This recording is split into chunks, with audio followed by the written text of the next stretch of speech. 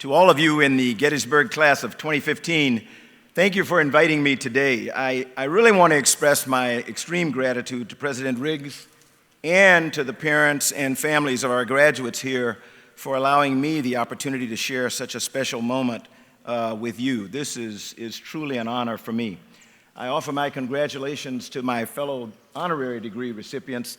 It's kind of awe-inspiring for me to be in the presence of two such distinguished gentlemen, and I am one who has actually had the privilege of being interviewed by Mr. Brian Lamb on one of his programs, and as I told him at the conclusion of the interview, you know, I've always believed that the interviewer makes the interview, not the subject, and he was awesome. So if you ever get an opportunity to be interviewed by Brian Lamb, Fred, do your homework. You know, when President Riggs approached me about speaking here at your commencement ceremony, I could not help but think back to arguably the most famous speech of all time, also given here in Gettysburg, President Abraham Lincoln's Gettysburg Address. Honest Abe, as he was called, makes me wish I could be a little like him in that respect, maybe just a few years younger and a couple of feet shorter. I had the amazing opportunity last year to visit Gettysburg and to talk with the Eisenhower Institute Fellows about United States space policy. What a remarkable group of young men and women. So this is actually my second time having the pleasure of being invited to speak here on this beautiful campus. To give you a short side story, it was after my second date with my wife, Jackie, that I was sure I wanted to marry her. So all I can say is, watch out, Gettysburg. My relationship here could be getting pretty serious. Almost as serious as our reason for being here today. I hate to break it to you, but your loved ones, graduates, did not travel from around the globe because you would be taking a 50-foot walk in a funny-looking costume from left to right across the stage. They came first because they love you, and second, because what your stroll here represents. This morning, many of you are achieving a lifetime goal, and hopefully, for all of you, today, a dream is being realized. This year will be a big one for many of you in the crowd. First jobs, first real jobs, first paychecks, first time learning that laundry is not a biannual event at home. These milestones are huge and ones to which you should be looking forward. Some of you have known your calling since day one. If so, pursue it. Write for the New York Times, become an FBI agent, create a game-changing renewable energy, work as a NASA astronaut, no pressure. I'm sure you've heard one version or another of the follow your dream speech, so no need to repeat it, and I won't. If you have a clear and defined dream, follow it and let nothing stop you. Case closed. Now, I'm going to address the majority of you, those who don't yet know what you want to do with your life. And I can speak very appropriately to that, since when I graduated from the Naval Academy in 1968, I had not a clue. So join the club. The idea of choosing something, a livelihood or a career path that will help to define the rest of your life is quite intimidating. To say the very least, and I promise you, no amount of partying tonight will delay tomorrow's sunrise, and with it, the impending arrival of the real world. That all being said, don't panic, however. There's nothing to be gained from panicking. A good friend and mentor of mine, Robert Hoot Gibson, former naval aviator and NASA astronaut, once taught me this very same lesson in a very big way. In the lead up to my first flight on the space shuttle as a NASA astronaut, I sat nervous and sweating in a shuttle simulator, trying to impress my new 6-person crew. You see, we were scheduled to fly in about 6 months, and things just weren't setting in for me. I had this feeling that I was never going to learn all that there was to learn, but I really wanted to impress my crew. So during this particular simulator session, as is tradition, all was going well until it wasn't. A shuttle main engine went out, boom, right after liftoff. And while working through our procedure to determine the cause of the engine failure, a minor electrical issue popped up, my responsibility, a distraction from the real problem. Instead of focusing on the cause of the engine failure, I worked to fix the electrical issue, misdiagnosed a minor electrical problem, and accidentally killed power to a second engine, now leaving only a single working engine, not enough to get us to orbit. Now, instead of alive in the air, we were dead in the Atlantic Ocean. Not the way to impress your crew. All went quiet. Hoot, my commander, reached over and patted me on the knee, gave me a little pat on my shoulder, and he said, "Charles?"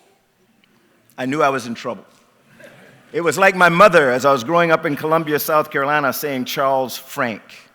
It meant I was in big trouble. He said, "Charles, did I ever tell you about Hoots Law?" When I responded, "No, Hoot, I have not." He looked at me kindly and he said, "It goes like this. No matter how bad things get, you can always make them worse." So, no matter how bad things get in your future, take a deep breath, relax. Please don't crash in a spacecraft or get your life farther off track. The fact that you're sitting here today means you're on the right path. Anxiety is not knowing what lies ahead, and that's par for the course. When I was your age and graduating from the U.S. Naval Academy, I had no idea where my life would take me. When I began my college years at Annapolis, I knew a few things for certain. One, I was hoping to become a Navy frogman, today's Navy SEALs, so I would definitely not consider going into the Marine Corps. And under no circumstances would I consider going to flight school and become an aviator. You see, there was something about flying through the air in a piece of metal that just didn't sit right with me. I felt that was inherently dangerous. I used to tell people all the time that my mother did not raise a fool. Turns out I didn't know much about my future at all. If any of you follow baseball, my batting average would have been about 0.0 in terms of realizing my goals going into the Naval Academy. Unfortunately, during my time as a midshipman, I found out that at that time, Academy graduates were not able to enter the Navy's Underwater Demolitions Team, or UDT, frogmen, not directly from the Naval Academy. Only enlisted sailors were chosen from the program, so they grew their own officers. Unable to pursue what I had thought was my calling, I was left at the end of college up the creek without a paddle. So I began to consider my career options. All sorts of things came up. I thought about pursuing surface Navy because I had loved being on ships, and I figured I could do that for 5 years. Nuclear power, even the Civil Engineer Corps. Having been unbelievably impressed, however, by my first company officer from my freshman year, a young Marine Corps major by the name of John Riley Love. He, like my dad, had been tough, but eminently fair. I decided I want to be like him, so I pursued a career as a Marine Corps infantry officer, but found during my basic training, the first 6 months as an officer in the Marine Corps where you learn to be a rifleman, that I really didn't like crawling around in the mud. Now what do? I'm committed. My wife, Jackie, this name keeps coming up. My wife, Jackie, had never been enamored with my choice of Marine Corps infantry anyway, and she had always felt we should go to Pensacola, Florida, and flight school. As a last resort, looking to steer my career in a different direction, I decided to do something that I have learned over 47 years is always a good idea. I decided to follow her advice and finally stumbled upon my passion, aviation, as a Marine aviator. So to set the record straight, not only would I be flying through the air in a piece of metal, I would be doing so in the United States Marine Corps. Two things I had all but sworn off ended up defining my career and my life. It's funny how things turn out. In this time of life where the unknowns outweigh the knowns, explore, try new things, accept stumbling upon your passion. You're young, energetic, utilize that. Find out what you're good at and what you're not, what you love and what you hate. Like Thomas Edison, find yourself in 999 ways not to make a light bulb. Use this more independent stage of life to realize a passion and experience the incredible sensation of learning what you love and live with it. Don't fear tomorrow. Let yourself be nervous. Let the apprehension excite you. Welcome the focus and clarity that accompanies stress without allowing it to paralyze you. Move forward, stomach full of butterflies, knowing that this place, these professors, those parents and grandparents and loved ones, as well as your fellow graduates in the class of 2015 of Gettysburg College, have prepared you for what the world will inevitably throw in your direction. Be bold, be fearless, dream big, and by all means, don't ever listen to anyone who tells you you can't do something or you don't belong. On my first flight to space, before most of you were born, I left what you all are feeling right now. I knew I was ready. I knew I had been prepared, but it didn't change that feeling in my stomach, an uneasiness staring down the unknown.